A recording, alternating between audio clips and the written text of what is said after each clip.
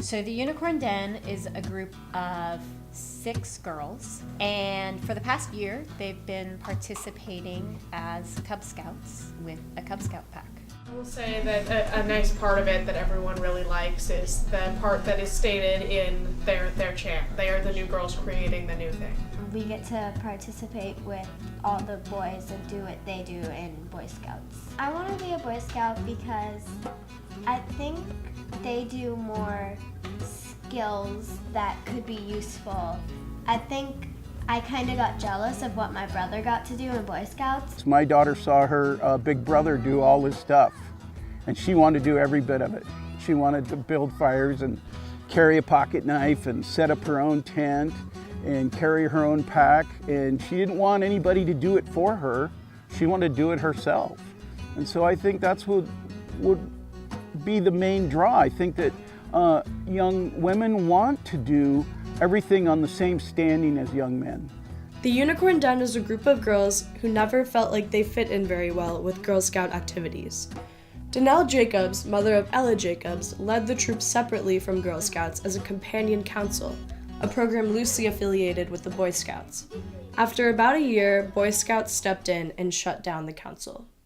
The controversy is whether or not they can continue to participate simply because they are girls. Last month, someone complained to National. We were basically told to shut it down because they are girls and girls cannot participate in Cub Scouts.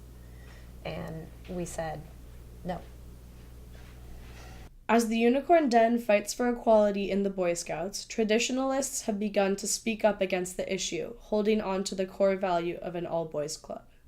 A lot of traditionalists in the Boy Scouts of America, they feel if it isn't broken, don't fix it. But times change. The core of the Boy Scout program, I think, needs to remain young men. I think that there's a line that needs to be respected. Social equality says that every person, regardless of their gender, sexual orientation, etc., should be able to have equal opportunities in all services. These girls are being held back from what they want to do because of their gender. While the U.S. prides itself on being a progressive and inclusive nation, it is the only developed country in the world to not allow the integration of boys and girls in the scouting programs. This core bedrock belief in our nation is being disrupted by the idea that girls can't be a part of a program traditionally meant for boys. Scouts were created in 1910 by Richard Lord Baden-Powell, a lieutenant general in the British Army. He created a book, Scouting for Boys, that was adapted from a military handbook for survival, stalking, and scouting skills. It was made for boys to be able to learn how to survive in the wilderness, along with instilling values thought necessary to turn boys into good young men. Baden-Powell got an idea to create a scouting unit to pass on the values of being self-reliant and being able to camp and endure in long periods with nothing around. So it was all of those values that were primarily military in orientation.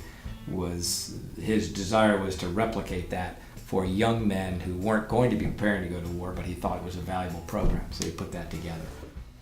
Once Boy Scouts of America was founded, the initial reaction from girls and women was to try to join the program as well. The Boy Scouts set a strict rule for no female involvement because they were afraid that the program would be associated with femininity. In the 1930s, adult women had pushed their way into being a part of the organization by becoming den mothers. In the 1960s, it became more popular for girls to want to join Cub Scouts and the Boy Scouts. In 1971, girls were able to register for venturing, which was for older boys previously who wanted to be a part of high-level adventure and leadership activities. Over the years, multiple girls have attempted to join Boy Scouts, some even filing lawsuits accusing the Boy Scouts of discrimination and violating the Civil Rights Act. In 1991, Margot Menkes sued the Boy Scouts, and her family eventually, under bullying from the Scouts, dropped the suit. Exactly why they're so against girls, I have not quite figured out yet. Boy Scouts is a separate program for a variety of reasons. The development of young boys and young girls is very different.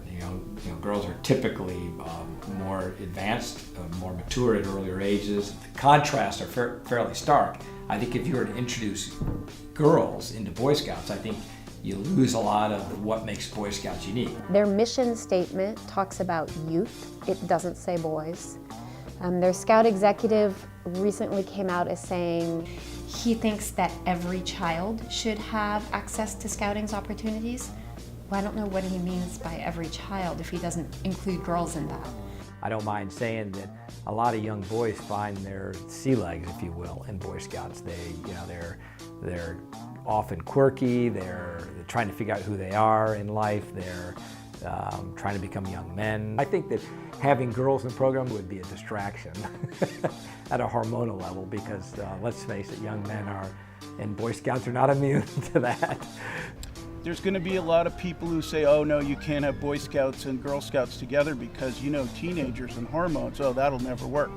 But honestly, if they've come up all along and you've been around each other in school, should be no difference. Our society is a male and female society. It almost doesn't make sense in this day and age to have a girls' club and a boys' club. The unicorns are pushing for progress in the scouting world by publicizing the issue. This attention is leading towards a potential change in a long-standing tradition. While there are many conflicting opinions surrounding the issue, the unicorns themselves believe that the solution is much simpler than it seems. I think that people should learn to accept it.